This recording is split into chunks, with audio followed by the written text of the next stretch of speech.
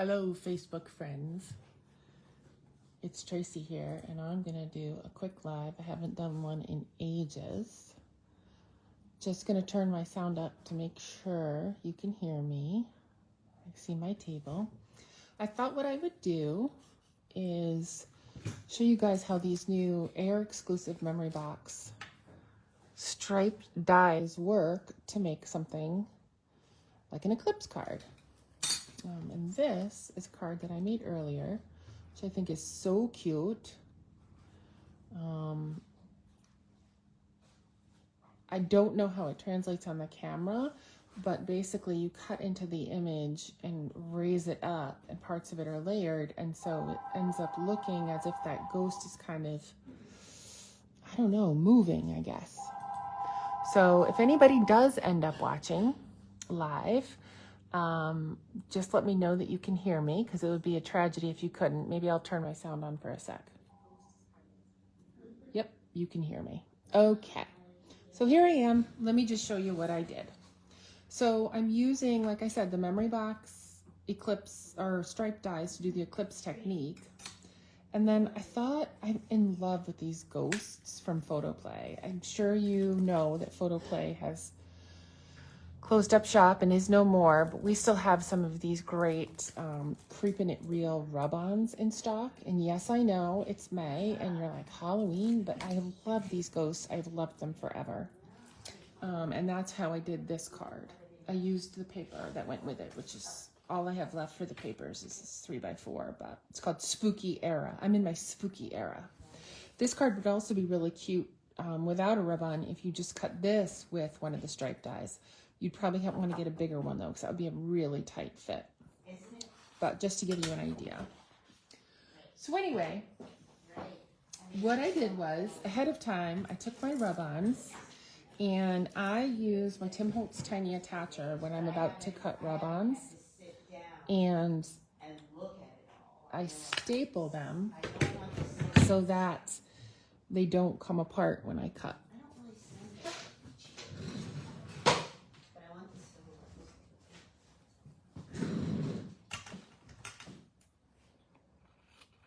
Okay, so what I'm doing is I'm just cutting off my rub-on, and what I did was I pre-cut some paper. So there's my sample, and move that up. I'm on my Tim Holtz glass mat, so this paper is like 3 1/4 by 2 1/2, and what I did was I made a little pencil mark around my die, one at each, you know, kind of. They're not corners. They're the opposite of corners. They're in between the corners, whatever those are called. And I made my pencil mark where I'm going to cut. And then I also prepared, because you see you pop up, I don't know if you can see that in the camera, but you pop up the eclipse cards. So let me grab my Spellbinder's Pokey tool here. There's room in there. So this is what I'm going to be putting this on when we're all done, and I've already got my foam squares on there. All right, so here we go. The rub-on is still on its backing. You never want to touch the back of a rub-on, right, until you're ready to go. So now I'm ready to go. I'm going to peel off the backing. And I am just going to try to center it as best I can using my dots. I am not a measurer. I am an eyeballer.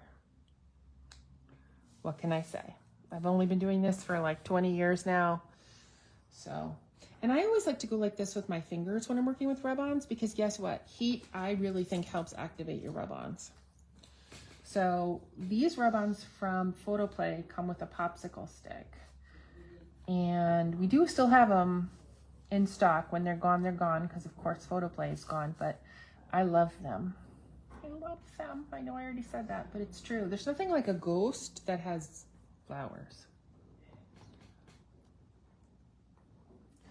So I'm rubbing, and I can try to peek and see if it's coming off. It doesn't feel like it's come off yet, but I'm just gonna lift up the side of my rub-on and peek. Oh, you know what? It has come off. Look at that. I'm just gonna take this as a bone folder and just make sure I'm finishing it as I go. Voila, and rubbed on. Okay, that was the easy part, guys. Here's the part where it's a little challenging to make these cards. What we need to do is we need to cut this out, and I'll use my pencil marks again. Excuse me. There's a lot of pollen in the air here in Connecticut. Normally, I would use my Spellbinder's Best Ever Craft Tape for this, but being me, I can't find it because we demoed the Better Press, and Lord only knows where it went after that. So I'm just going to kind of center this, get it as straight as I can, and I'm going to use washi tape for now to hold my die down. Just going to do the top until I get it onto my die cut machine. I'm using my little Platinum Scout here, which I love. And I'll just note that I have the shim in. Normally, I don't use the shim when I'm die cutting because this machine has a ton of fabulous pressure. But these stripe dies are very, very intricate. Those lines are really close. And I just think for the sake of happiness and not having to do things more than once, it's worth using that shim. And I'm also going to go back and forth. Now, my plate is very loved here, friends. I freely admit this, but why get a new one if I don't have to? Because it's still nice and straight. Okay, I've got really good pressure. It's hard for me to pull this through. That is a good sign in this case because I'm not forcing the machine, but I'm making sure that I'm going to cut through. All right, so I went back and forth, and I never do that. Anyone who knows me knows I never cut back and forth, so it's just a sign that when you're using these stripe dies, you really want to make sure it cuts.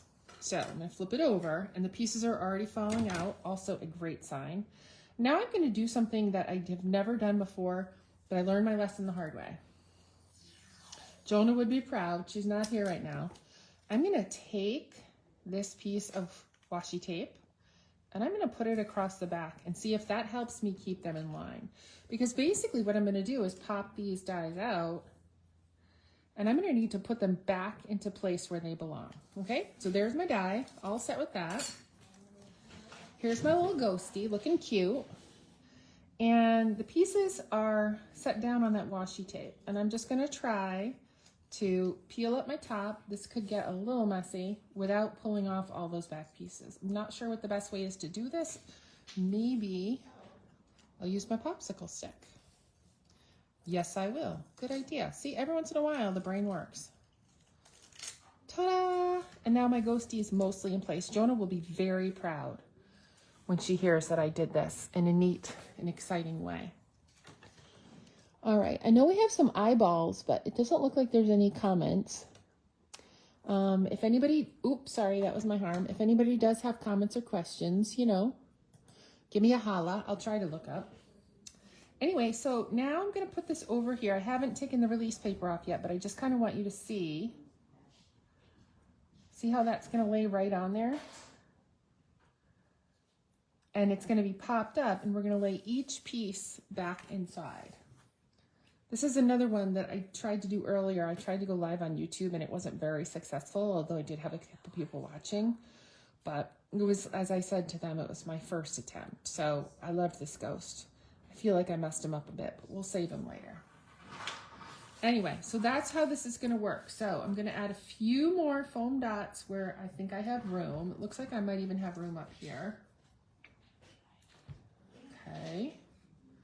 And I'm also going to add some foam strips. If you know me, you know I use a ton of scrapbook adhesives from 3L. I use a ton of their foam tape, foam squares. Poor Tammy's whispering now. I just wanted her to, she's chatting on the phone. I just wanted her to go the other direction as well.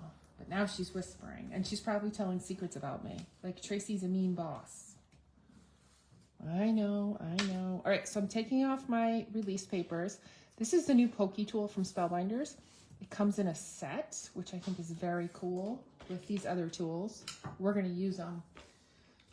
Comes with tweezers, but I'm not great with tweezers. I suppose I could try them. Look at this. Whoa, look at me using tweezers, guys.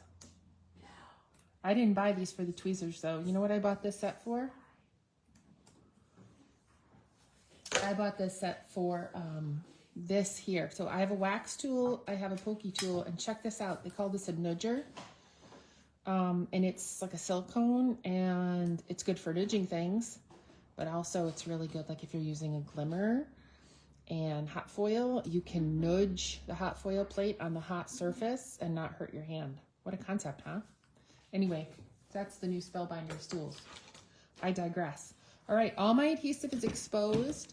Now I'm gonna take my precision glue press with my Nuvo glue, because if you will know me, you know I love this thing too. I'm adding a little bit of liquid glue on top of my foam in case I have to move it, because I don't always get things straight the first time. Hello, little striped ghosty. You are gonna be good. Oh, you know what, guys? Let's take the pencil marks off before I stick it down. That will be hard to do when it's elevated. Yes, I'm probably gonna get glue onto my little glass mat, but you know what? That's why the Lord made glass mats, to get messy. Okay, here we go. All right. So there we go. My pencil marks are gone. We're gonna line this puppy up.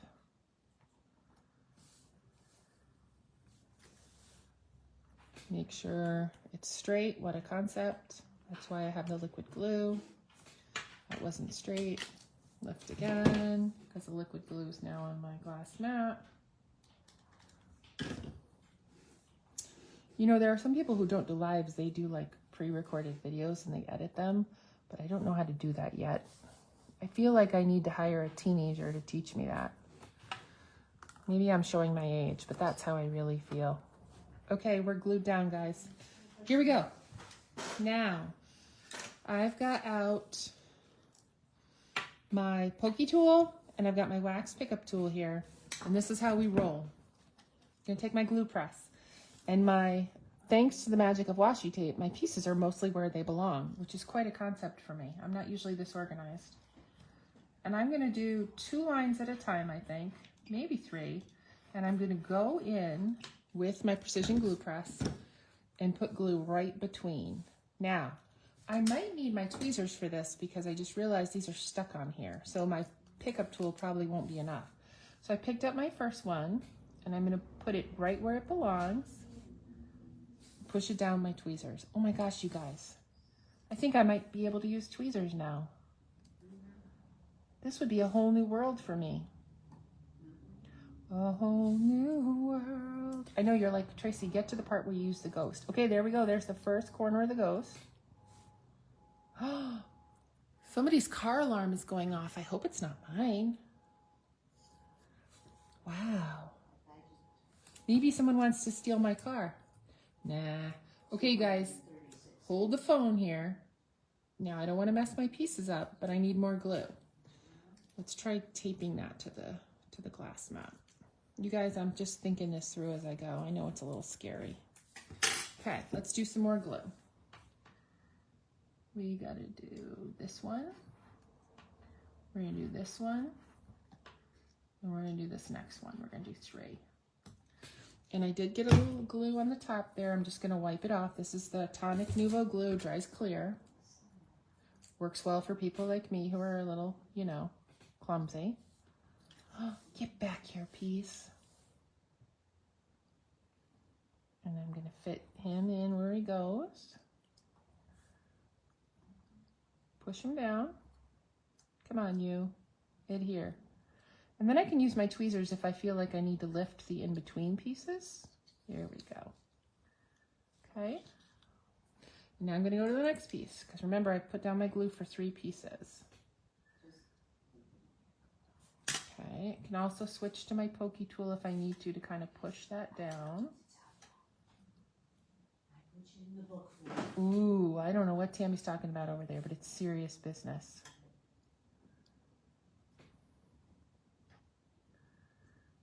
All right, there we go. We've got another one in there. Let's do the next one. Pretty soon we're going to be on the eyeballs. Wow, some people use tweezers all the time and they're like pros. You know who always impresses me with her tweezer game is Vicky Papayanu. Do you guys follow Vicky Papayanu? She's amazing. Did I put glue on that one? I don't know that I did. Let's add some more glue. Okay, so now I'm working on the eyeball pieces. And this is when it's really gonna take shape, I think. You're gonna start to say, oh my gosh, I can tell that's a ghost. All right, look at that. We have an eyeball. Then we have another half eyeball. You guys.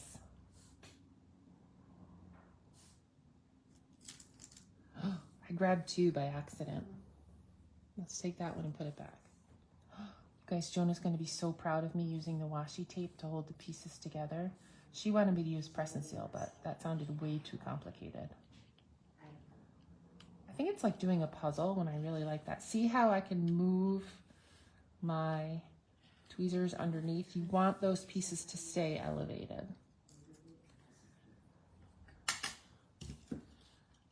Add some more glue. It's like speed crafting because I know I'm live. I guess you guys could watch me back at double speed, right? If you're not watching this live. I just did all the rest of my glue because I'm a rebel.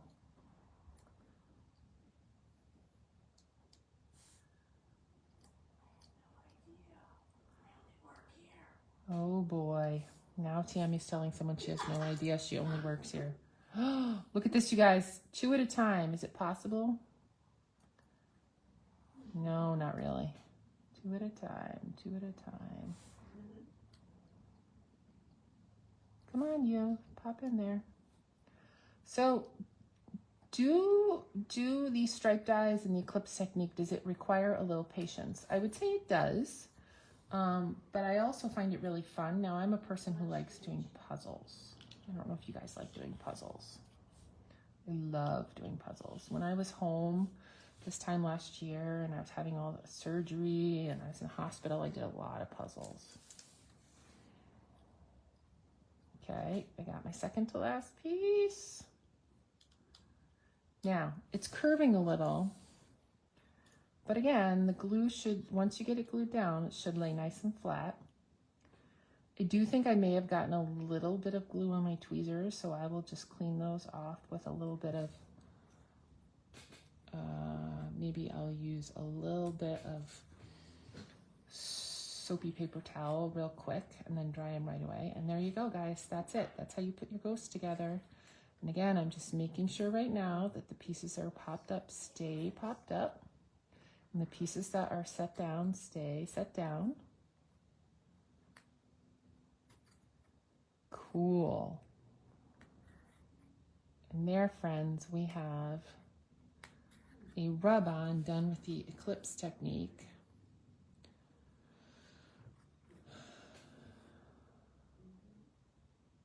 I love this little ghosty. I love this line from Photo Play. I don't want to see it go.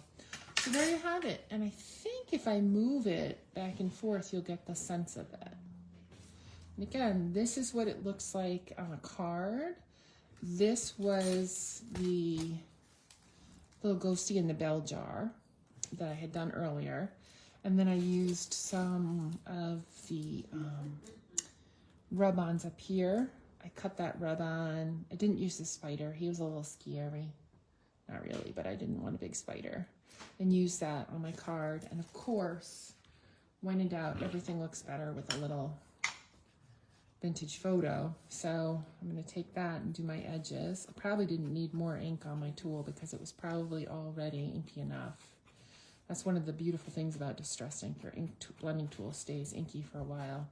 But I'm just going to go all out here and I'm going to actually add some color right to the top. Oh, that might be a little too much color, guys. But, you know, that's all right. Ooh, my ghost is spooky. I really do wonder who Tammy's talking to.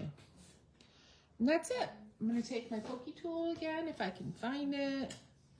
Just make sure everything is up that's supposed to be up and down that's supposed to be down. It is. Ta-da. That is my... That's just so fun. And then I'm going to find a way to work this onto a card. I did cut this out before, but I'm not planning to use it like a frame. I suppose I could try. I had fussy cut the center. With that, you could have a ghost in the center. Well, that's kind of cute. Maybe I'll do that for my card. And then I think I will use some of the pattern paper that's on the back of the 3x4 cards and make that into some sort of a map. All right, friends, thanks for watching. I didn't see any comments. I don't know if anybody has questions, but I will check after the video in case anyone tunes in later. Thanks for watching. Bye.